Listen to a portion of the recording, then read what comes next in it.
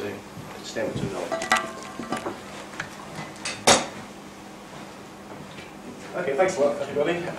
So, as David said, our first session today is going to concentrate on annoyance due to ground ball vibration from railways. And in my introductory talk, what I'm really looking to do is give quite a broad overview of the current state of knowledge in this area. So to start off, I'm going to talk a little bit about the human response to vibration.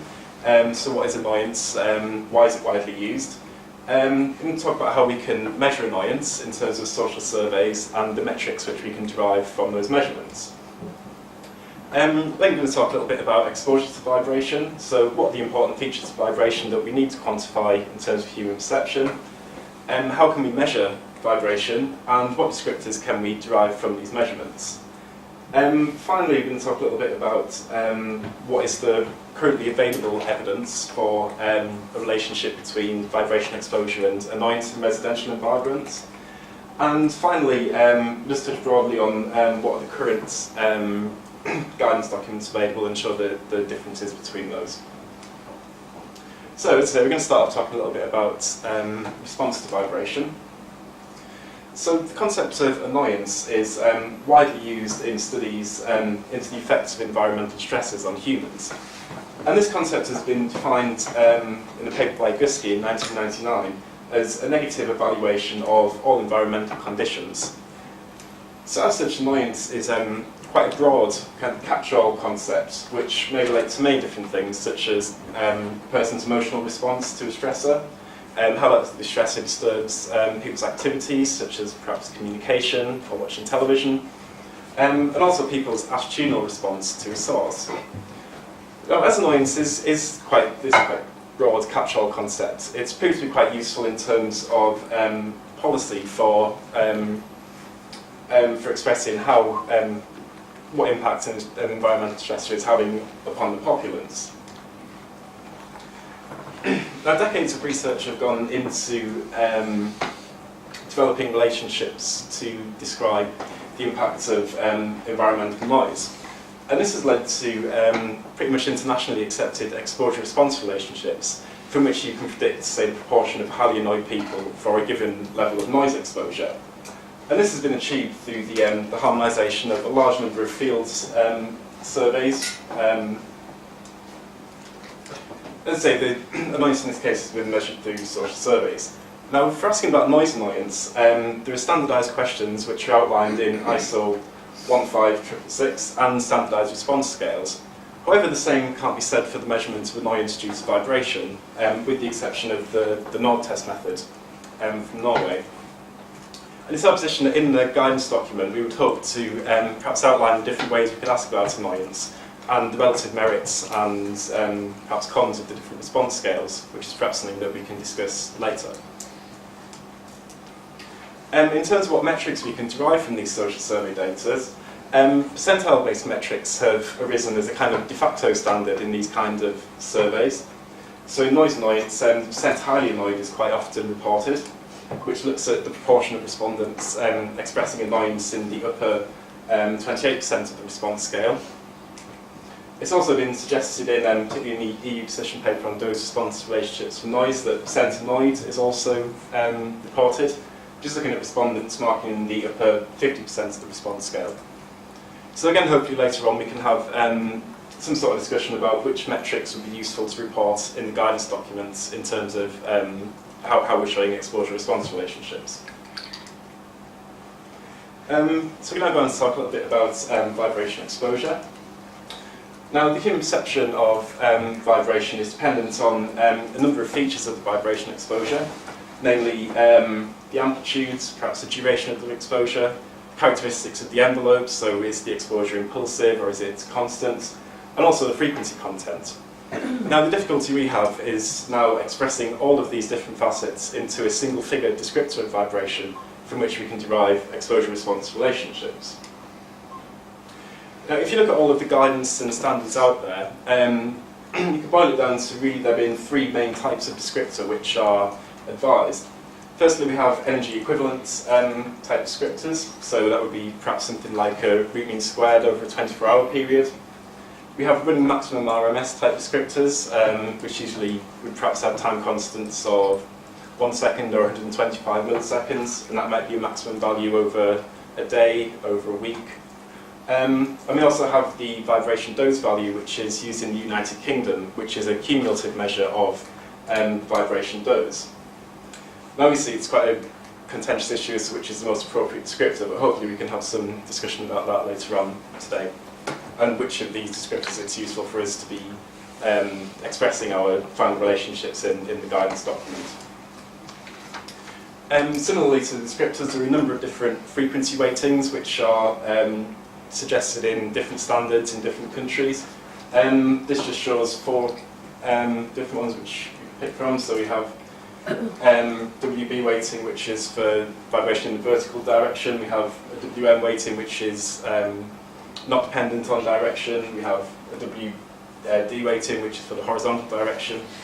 And these are really designed to try and represent the frequency dependency of vibration perception. And again, hopefully we can have some sort of discussion later on about perhaps what would be the most appropriate frequency weighting to be using for our relationships. Finally, in terms of the measurement exposure, we're hopefully not intending to give too much guidance on this in the guidance document, as there are a lot of standards and guidance out there already. For example, the requirements of equipment for the measurement of vibration are pretty well set out in ISO 841. And there's a lot of guidance out there for measurements in terms of national and international standards and national guidance documents. What we would hope to do, though, is perhaps to look at differences and commonalities between these methods, and perhaps look at the uncertainties associated with different measurement methodologies. So now we can go on to look at what evidence is currently available for the relationship between annoyance and vibration exposure in residential environments. So over the past couple of decades, there have been quite a few field studies looking into this issue. First of which was conducted in the United Kingdom back in 1987.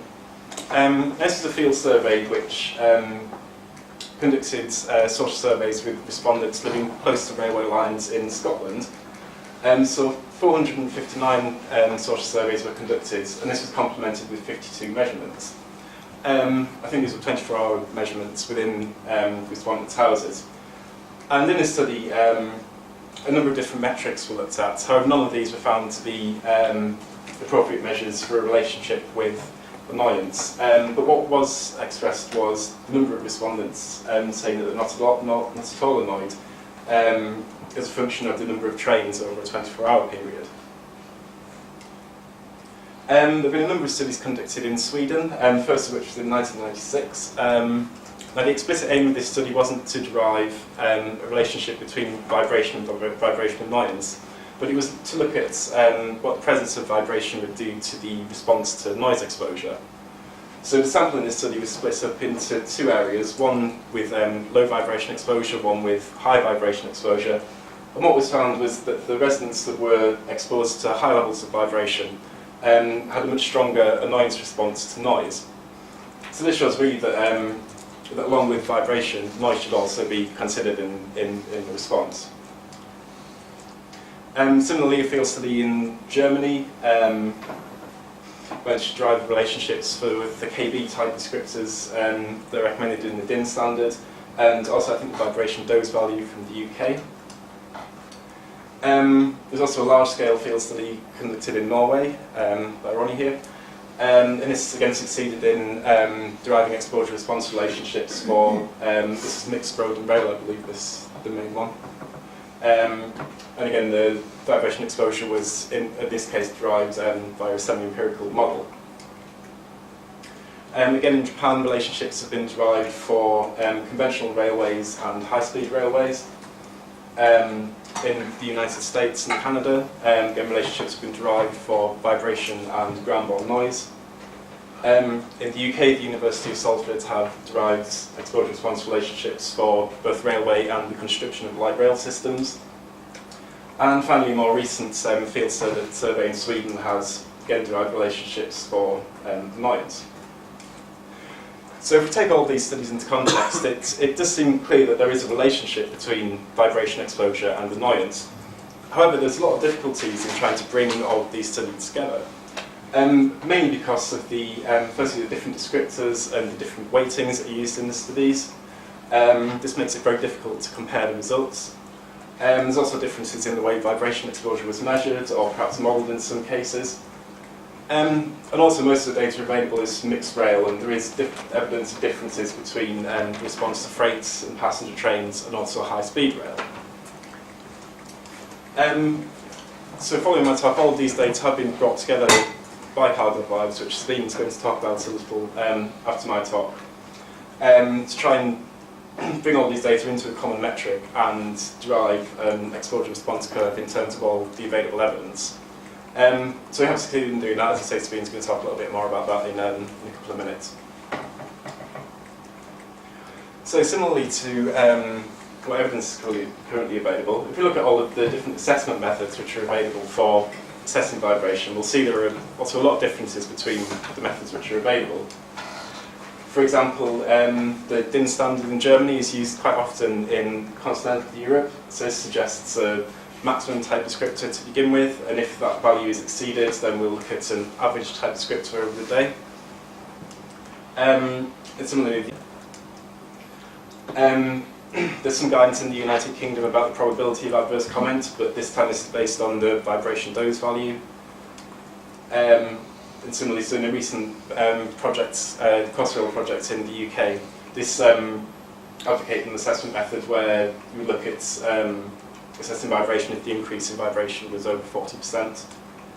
And similarly, in the Norwegian standard NS 8176, there's some guidance regarding new builds in terms of vibration limits.